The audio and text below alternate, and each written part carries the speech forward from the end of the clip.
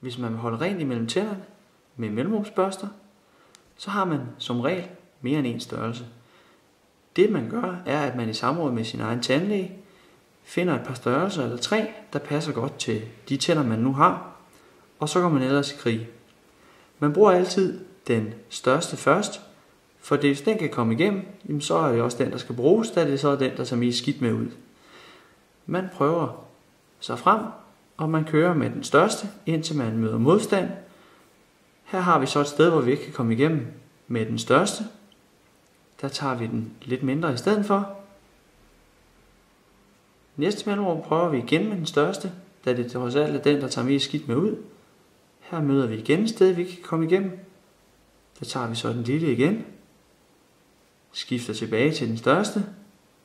Kører videre med den. Og tager så den mindste, der hvor det igen kniver.